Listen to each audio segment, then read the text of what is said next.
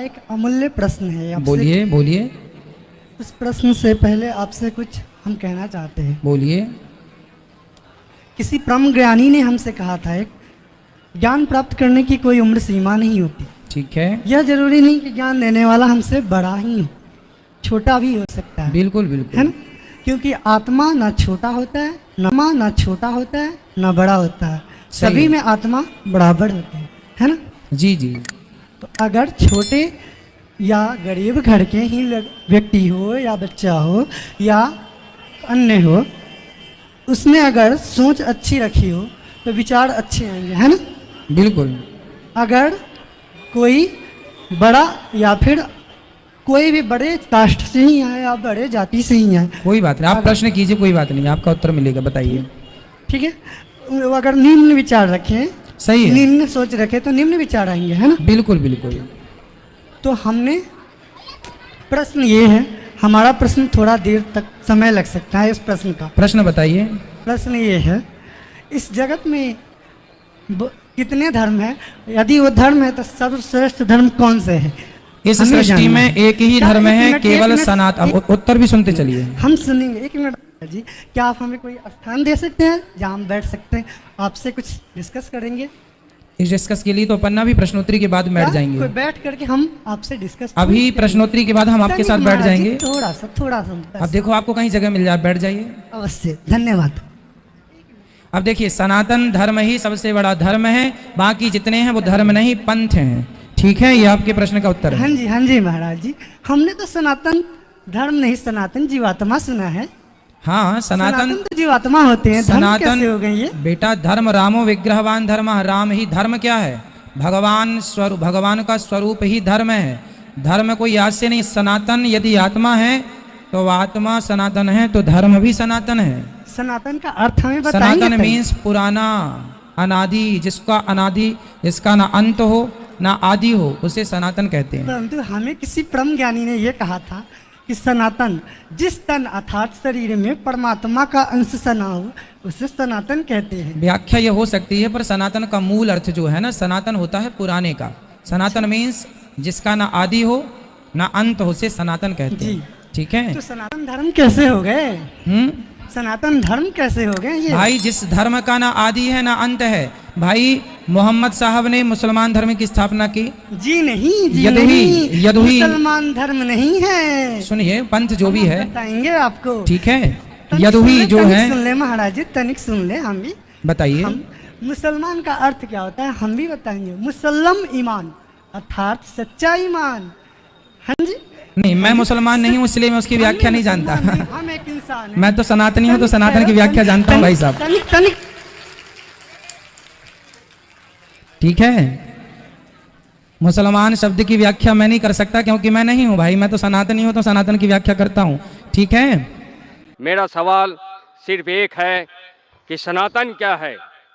सिर्फ सनातन क्या है, मैं यही जानना चाहता, जिसके कारण मैं आपके द्वार पर और यहाँ इजलास महफिल में मैं आपके सामने क्वेश्चन रखा हूँ।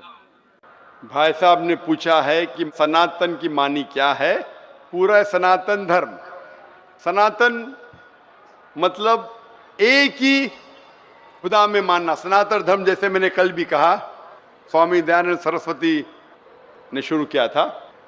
और सनातन धर्म मतलब वो कहते हैं कि अगर आपको जानना है कि ईश्वर क्या है और धर्म क्या है, तो सबसे ऊंची किताब वेद के ऊपर अमल करना चाहिए।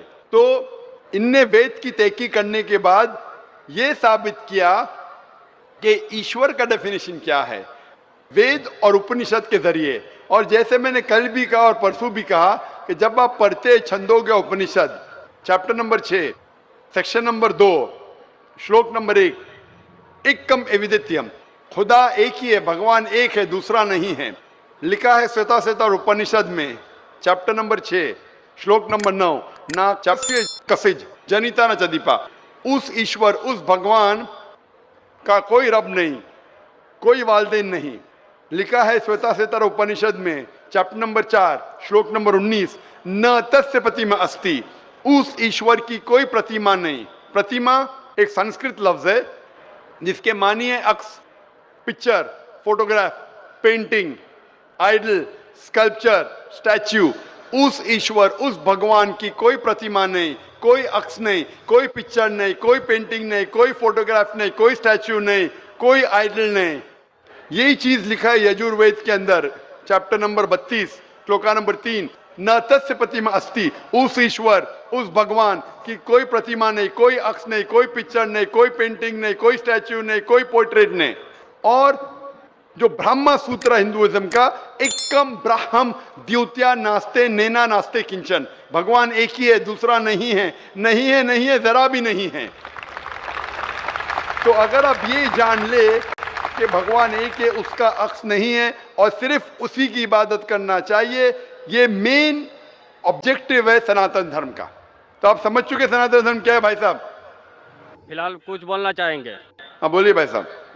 सनातन धर्म एक सनातन में नहीं होता, जो मानव जन्म में, मानव रूप में इस धरती पे आता है वो सनातन होता है। और सनातन का कोई धर्म नहीं होता। भगवान एक होते हैं, उसकी शाखाएं होते हैं, जैसे एक वृक्ष पे उसके टहनियाँ होती है, उसके पत्ते होते हैं, उनमें फल होते हैं, उसी तरह धर्म में भी सनातन, हर व्यक्ति इस धरती पे जो भी जन्म लिया है वो सनातन है।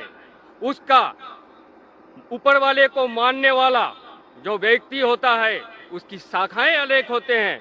भाई साहब, भाई साहब, ईसाई है, भाई साहब, जो भी आप बात करते हैं, मैं जो बात करता हूँ हवाला देता हूँ, वेद, यजुर्वेद, चैप्टर 32, श्लोक नंबर 3। कुछ भी बोलूं, मैं बोलूं 2 + 2 5, 2 + 2 6, तो मुझे हवाला तो देना पड़ेगा ना। आप जो बोल रहे कुछ कुछ लिखा है मनुस्मृति, इसके अंदर जानता हूं मैं जो बात कर रहा हवाला दे के एकदम ब्रीफ में कह रहा हूं। आप जो बोल रहे, मैं ये नहीं जानना चाहता हूं आप क्या मानते हैं। इसीलिए मैंने कहा कि धर्म को जानने के लिए धर्म के मानने वालों को मत देखो, धर्म के शास्त्रों को देखो। तो मैं यह सुनने के लिए नहीं आया हूं आप क्या मानते हैं सनातन धर्म में। मैं ये जानना चाहता हूं आपकी धार्मिक किताबें क्या कहती है। अगर मैं हर एक की बात सुनने लगूं, या लाखों लोग हैं, 5 से 10 लाख का मजमा है, कि वो क्या कहना चाहता है, तो फायदा क्या है। आप समझ रहे ना। तो जो भी आप जवाब देते हैं, अगर आप कहते हैं तो आप हवाला भी दो। आप हवाला दो भगवत गीता का, उपनिषद का, वेद का, फिर बात करो। खाली बात करने में क्या फायदा। हवाला दीजिए, बात कीजिए, फिर आपको पता चलेगा क्या सही और क्या